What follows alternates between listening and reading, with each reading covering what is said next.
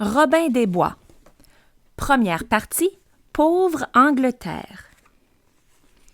Chapitre 1. Les traîtres au pouvoir. En cette époque bénie, la paix et l'ordre régnaient sur l'Angleterre. Le roi Richard, cœur de lion, était juste et bon. Ses habitants se félicitaient chaque jour d'avoir un tel souverain. Mais ce bonheur ne dura guère. Richard, n'écoutant que son cœur et son courage, décida de partir en croisade. Il fut contraint de confier son royaume à son frère, le prince Jean sans Terre.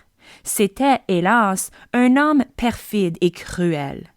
Jaloux de son frère, il attendait cette occasion pour lui ravir la couronne et espérait bien que le roi Richard ne reviendrait jamais. Le prince Jean s'entoura de courtisans aussi malveillants et avides que lui. Ils firent régner la terreur sur le peuple et s'enrichirent impunément en taxant sans scrupule les pauvres gens. Guy de Gisborne, un grand seigneur arrogant, et le shérif de Nottingham, un nabot lâche et corrompu, étaient les plus dévoués partisans du prince. Mais tous ne se soumettaient pas à ses desseins et priaient chaque jour pour le retour du roi Richard. On entendit bientôt parler d'un rebelle, surnommé Robin des Bois. À la grande fureur du prince et de ses sbires, des chariots qui rapportaient les impôts au palais se mirent à disparaître, des seigneurs furent aussi rançonnés. Dans le même temps, de nombreux paysans démunis se retrouvaient mieux vêtus et mieux nourris. Et on chuchotait dans les chaumières que Robin des Bois distribuait aux pauvres l'or qu'il avait volé. Les gens reprenaient espoir, quelqu'un avait leurs intérêts à cœur. Le prince Jean convoqua Guy de Gisborne et le shérif. Il leur demanda qui perturbait ainsi la bonne marche de leurs affaires. « Je l'ignore, » avoua le shérif. « Ces coquins de paysans tiennent leur langue, pas moyen de savoir qui est vraiment ce hors-la-loi. » Au cours d'une promenade, les trois hommes repérèrent un braconnier en train de dépecer un cerf mort. Le shérif comprit qu'il tenait une occasion en or et apostropha brutalement l'homme. « Il est interdit de chasser sur les terres du Seigneur. Tu vas être pendu! » Le malheureux, blême, demanda grâce. Le shérif proposa alors. « Dis-nous où se cache Robin des Bois et tu auras la vie sauve. »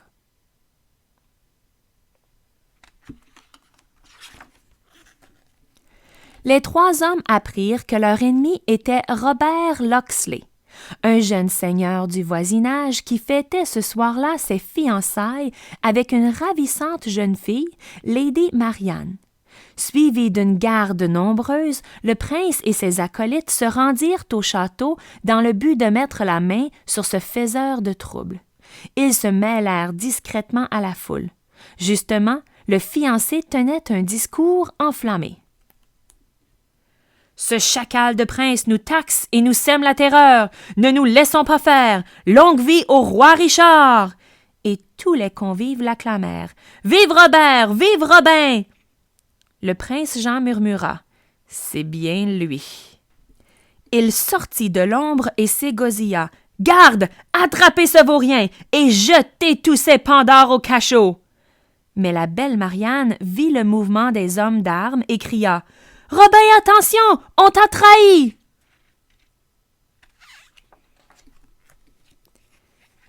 Chapitre 2. Hors-la-loi.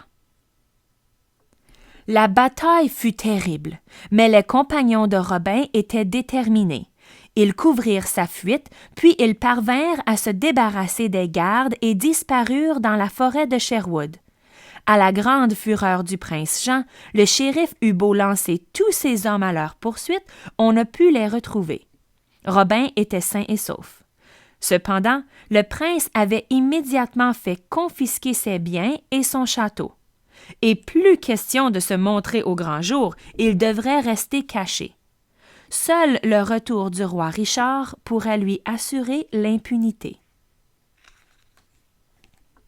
Robin et ses compagnons organisèrent leur vie de hors-la-loi de la façon la plus confortable possible. Mais Robin s'inquiétait pour sa fiancée.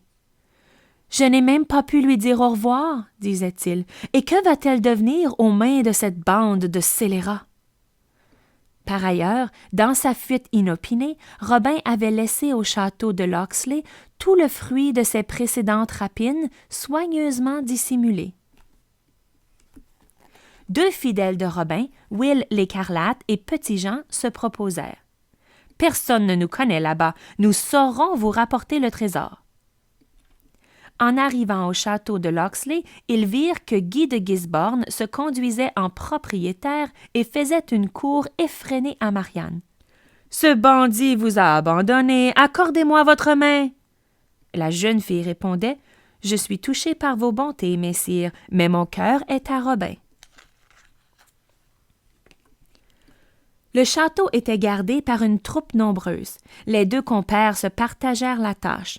Petit Jean surveillerait les abords et Will, se faisant passer pour un serviteur, irait chercher l'or caché dans la remise. Will réussit à récupérer le trésor et à le passer à son complice. Mais un groupe de soldats passa juste à ce moment. Petit Jean prit la fuite, mais pour ne pas éveiller les soupçons, Will fut obligé de retourner à son poste. On l'envoya porter le vin à table. Le shérif de Nottingham le regardait d'un air soupçonneux. « Qui es-tu, toi? Je ne te connais pas. » Un prêtre replet prit aussitôt la parole. « C'est mon neveu, messire. Il est arrivé hier pour se mettre au service du seigneur Guy. » Le prêtre s'éclipsa à la fin du repas pour rejoindre Will. « Ma ruse ne tiendra pas longtemps, » lui dit-il. « Nous devons tous deux partir d'ici sans tarder. » De retour dans les bois, Petit Jean présenta son sauveur à Robin. « Voici frère Toc, celui qui m'a aidé à m'enfuir. C'est un honnête homme, un fidèle de notre bon roi. » Les hors-la-loi préparèrent un grand banquet pour fêter le retour de Will et l'arrivée d'un nouveau partisan. Frère Toc, qui était gourmand, apprécia fort la bonne chair. Une fois repu, il demanda la parole. Tout d'abord, il remercia ses hôtes pour leur accueil. Puis il ajouta « J'ai une bien triste nouvelle, mes amis. Le roi Richard a été fait prisonnier en revenant de croisade. Ses ravisseurs réclament une énorme rançon pour le libérer. » Robin était atterré et stupéfait. « Mais nul n'est au courant !» s'exclama-t-il. Le prêtre répondit. Le prince Jean Santerre et ses acolytes ont dissimulé le fait. Si la rançon n'arrive pas, le roi sera tué et ces misérables conserveront le pouvoir. Chapitre 3. La rançon. Pauvre roi, pensa Robin, et pauvre de nous! Les paysans continueraient d'être écrasés d'impôts. Lui et ses compagnons devraient rester hors la loi pour toujours. Il passa la nuit à réfléchir et, au matin, il avait pris sa décision. « Je vais avertir tous les seigneurs de nos vertes contrées et je les prierai de donner une partie de leurs biens pour libérer le roi. » Mais tous n'accepteraient pas aussi facilement, alors Robin ajouta malicieusement. « S'ils refusent, nous nous servirons nous-mêmes. La vie du roi vaut bien quelques larcins. » Les jours qui suivirent, Robin et ses amis mirent leur plan à exécution. Ils repéraient les seigneurs qui passaient à proximité, leur offraient de partager leurs repas et réclamaient une forte somme. Un soir, ils reçurent Sir Lay, un noble de la région. Celui-ci s'excusa. « Je ne possède plus rien. J'ai gagé mon château et mes terres pour payer la rançon de mon fils, prisonnier lui aussi, et je dois rembourser demain. » C'était le prince Jean qui avait avancé l'argent. « Hélas, je n'ai pas un sou et il va tout me prendre, » ajouta le gentilhomme en soupirant. Le jour suivant, il se rendit chez le prince. Ce dernier estimait déjà les biens de son débiteur et il fut bien déçu quand Sir Lay posa devant lui 2 gros sacs d'or. « Voici votre dû, monseigneur. Veuillez me tenir quitte de ma dette. » Robin avait confié à Sir Lay tout l'or qu'il possédait.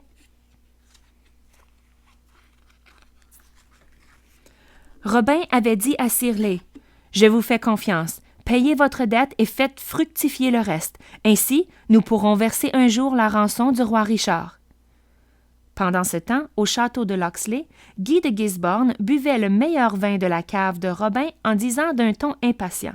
« J'ai assez attendu, vieil homme. Si tu ne persuades pas ta fille de m'épouser, je te fais mettre au fer, à l'eau et au pain sec. » Le père, affolé, dit à Marianne, « Robin ne reviendra plus, c'est certain. Il faut que tu épouses Sir Guy. » Mais la jeune fille ne se laissa pas impressionner. « Père, je préfère mourir plutôt que d'être mariée de force à ce rustre. Aide-moi plutôt à m'enfuir, » dit-elle en colère. « Ah, ma fille, » s'inquiéta le vieillard, « si je fais cela, Guy me punira. » Mais Marianne avait déjà un plan. « S'il voit que j'ai fui, mais que tu ignorais tout, il t'épargnera. » Le père de Marianne aimait sa fille. Il fit donc ce qu'elle avait suggéré. Il prit un air satisfait, assura Gisborne que sa demande avait été acceptée et envoya un domestique chercher Marianne. Et bien entendu, impossible de la trouver.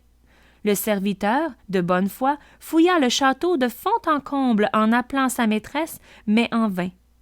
Il revint en se lamentant. « Robin des Bois l'a enlevé, c'est certain. » Heureusement, Guy de Gisborne le crut. Un peu plus tard, Robin, songeur, profitait du calme de la forêt quand une flèche lui passa tout à coup au-dessus de la tête. Surpris, il redoubla de vigilance. Il se sentait à présent épié. Une autre flèche le frôla. Son œil exercé repéra un jeune archer qui se cachait derrière un buisson. Intrigué, Robin décida de se lancer à sa poursuite. Mais le tireur décocha une troisième flèche. Robin s'apprêtait à riposter lorsque l'inconnu retira son capuchon.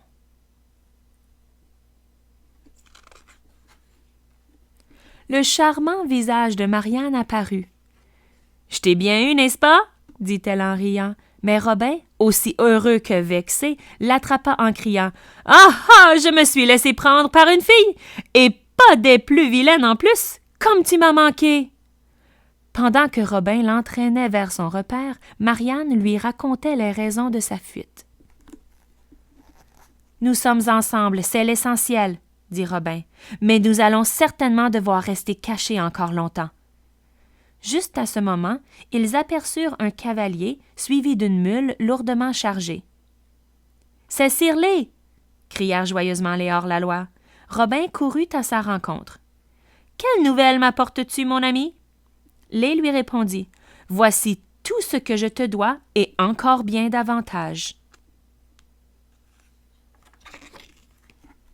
Il sortit des sacs des centaines d'écus, de la vaisselle d'or et d'argent, des bijoux précieux, bref, de quoi payer largement la rançon du roi.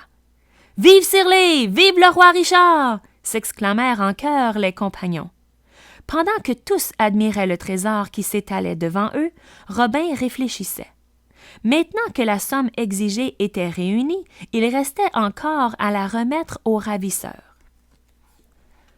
Robin désirait vivement aller lui-même libérer le bon roi Richard, mais il craignait d'être démasqué en chemin. Si cela arrivait, il mettrait ses amis et son souverain en péril. Il valait mieux confier cette mission à un homme qui passerait inaperçu.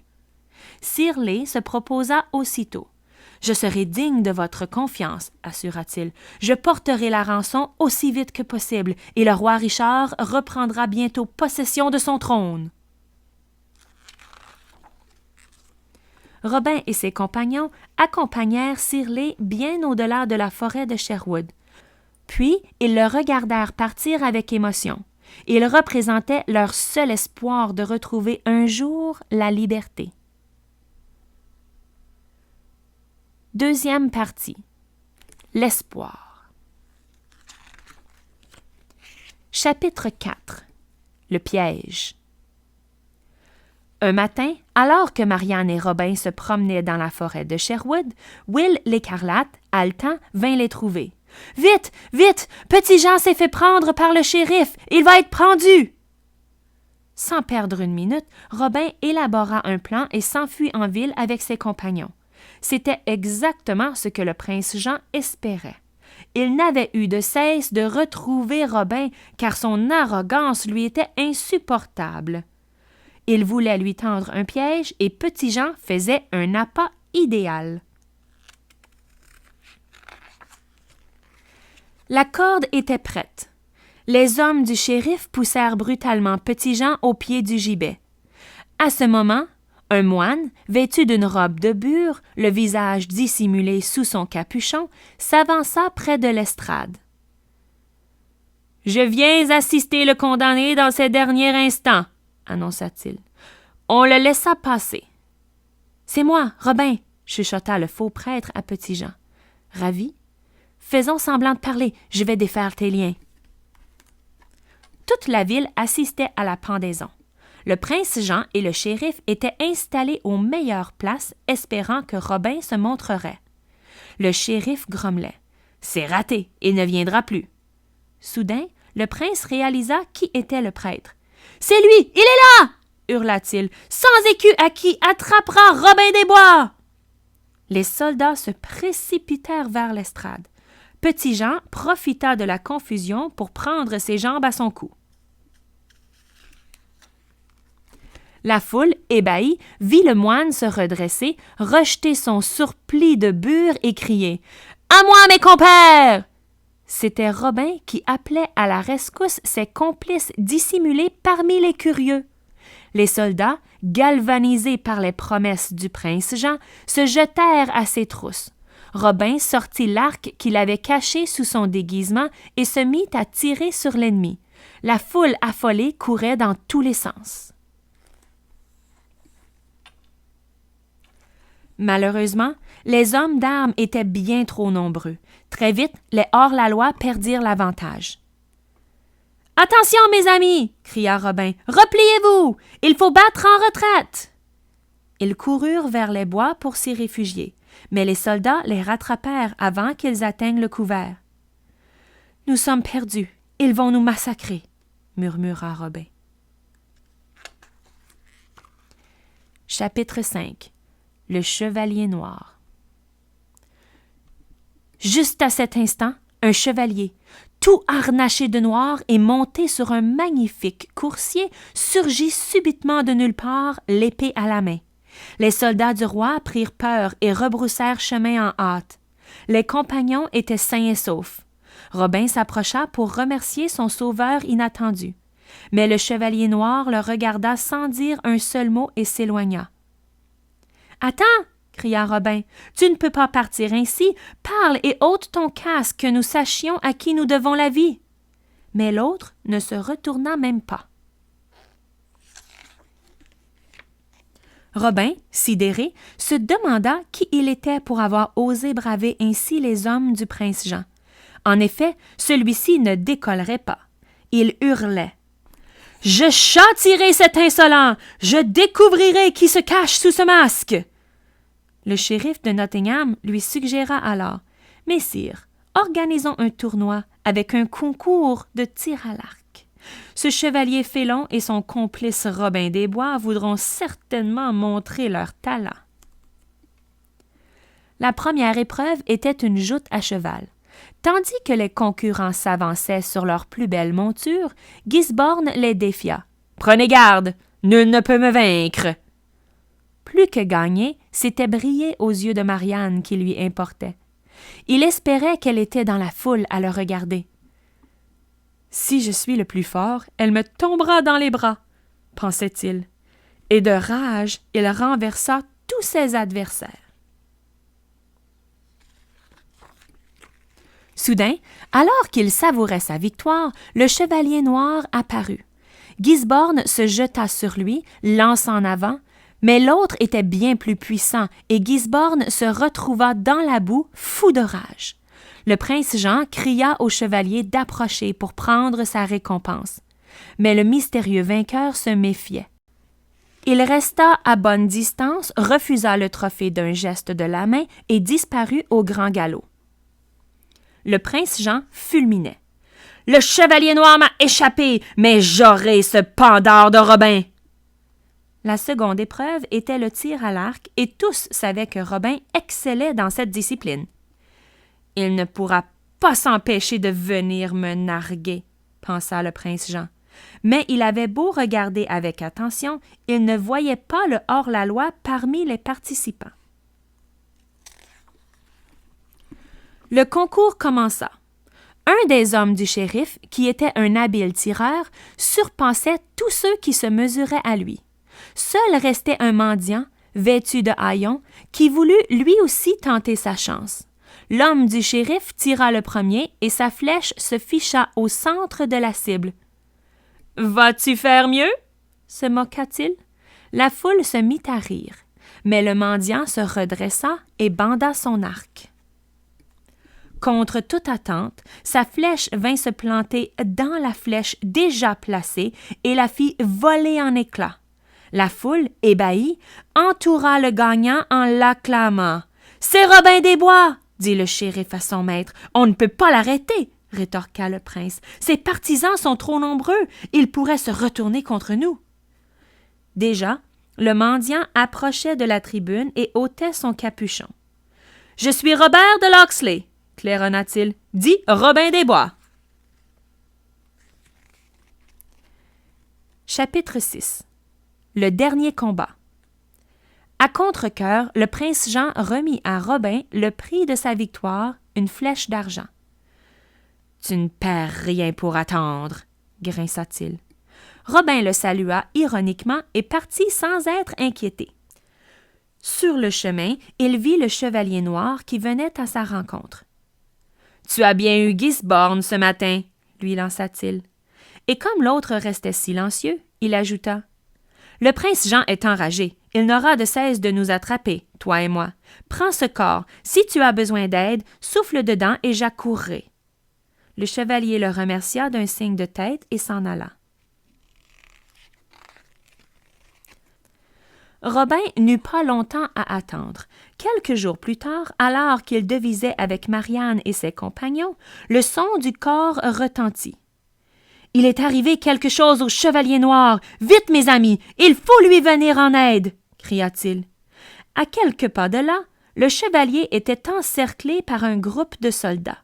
Il se battait comme un beau diable, mais allait sans aucun doute succomber sous le nombre. « Su à l'ennemi !» cria Robin en tirant son épée. Les hors-la-loi se lancèrent à l'assaut des soldats et les dispersèrent. Soudain, Guy de Gisborne se montra. Il s'était jusque-là contenté d'observer de loin le combat, mais en voyant que Marianne était là, il brandit son épée et hurla à Robin. « Approche, que je te taille en pièces! Je te défie en combat singulier! Seule la mort nous départagera et le vainqueur épousera la belle Marianne. » Impatient d'en finir, Gisborne se jeta sur Robin sans attendre qu'il se mette en garde. Robin réussit à éviter adroitement le coup. « Je t'aurai !» cria Gisborne, ivre de rage, « et ta promise sera à moi !»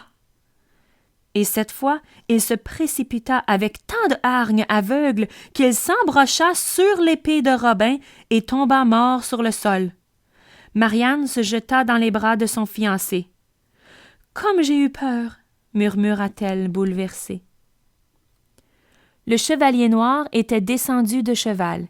Il retira son aume, provoquant la stupéfaction de Robin. « Le roi Richard !» murmura-t-il en s'agenouillant. Richard, cœur de lion, le releva en disant « Mon fidèle ami, je te dois quelques explications. Sirlé l'avait délivré quelques jours auparavant et lui avait conté les malheurs du royaume. Voulant vérifier par lui-même, le roi avait décidé de revenir en Angleterre sans avertir son frère. La scène avait eu 2 témoins inattendus, le prince Jean et le shérif qui avait accompagné Gisborne. En voyant sa défaite, puis en découvrant qui était le chevalier noir, il tentait de s'éloigner discrètement. Mais il était trop tard, le roi les avait vus et les apostrophait. « Vous êtes lâches et cupides, Toi, le shérif, tu croupiras en prison, et toi, mon frère, je t'épargne, mais tu es banni de la cour et je t'interdis de reparaître devant moi. » Richard Cœur de Lion demanda à Robin des Bois quelle récompense il souhaitait pour sa loyauté. Robin répondit en souriant: « Je ne veux ni argent ni médaille. La plus belle récompense est ici, Votre Majesté, c'est Marianne, ma fiancée. Nous attendions votre retour pour nous marier. Voulez-vous nous donner votre bénédiction? » Le roi, très ému, les maria dans l'heure et leur souhaita tout le bonheur du monde. Le bon roi Richard retrouva son trône pour le plus grand bonheur de ses sujets, et, désormais, tous vécurent heureux et en paix.